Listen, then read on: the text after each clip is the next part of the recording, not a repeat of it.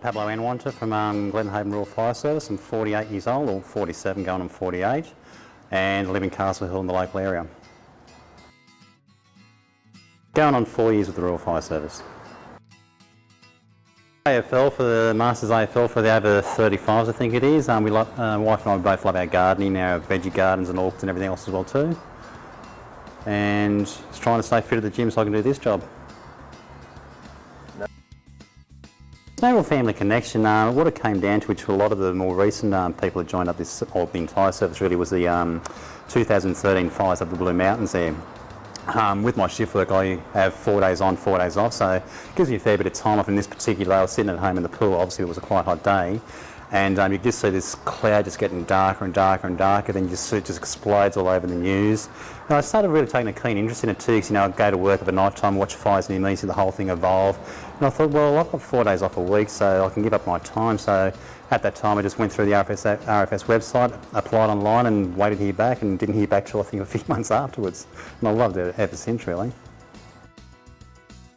I'm not sure at this stage. I keep getting asked at work, do you want to just become a real firefighter? And because I keep talking about it anyway.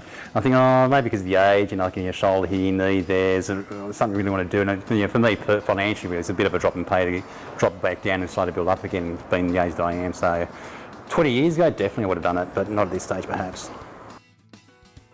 Probably when I've been blessed with a few good bosses over my life. My current one, Anthony Willingham from Aurora, but my first boss when I got out of uni, Russell Jones when I was in textiles. But from you tile that sort of, and they're all the same sort of people too, but Chris Shivers, our captain, is probably really, really good influence about how to deal with yourself on the fire ground in a brigade, even though we're only volunteers, but still like a professional service. So you learn a lot from him. You really don't want to let him down. I suppose being one of the more mature, newer people to the brigade, it's happy just a bit of that wisdom and I suppose the maturity that comes along with it as well too, and just having a bit of life experience behind you outside of the service to try and bring that and use that as to guide yourself and guide other people too through the whole thing of what we do here. And probably just relatively calm out, I've been told, even though I do have a pretty feral temper sometimes, but just like getting the job done really. No dicking about, just get in there, get it done, and just hopefully get a good result at the end of the day. Probably lack of patience. I've got to drive an hour through to work, through Sydney traffic. I lose my patience pretty quickly. And often that's directed at myself too, for just doing dumb things as I'm rushing around. So yeah, that's one of my biggest issues. So I've got to learn patience with myself too. The heart rate does go a bit. You want to make sure you've got everything ready to go. So ideally, if you've got half a clue, you know what the weather's doing. And if you know it's a particularly bad day, you keep an eye on the fires near me, so you know roughly things that are blowing up. And if you know it's getting particularly bad, you turn the scanner on your phone so you can start hearing things going along. So you start getting yourself mentally prepared too. And you always have your backpack ready to go too, throw in your clothes and out you go.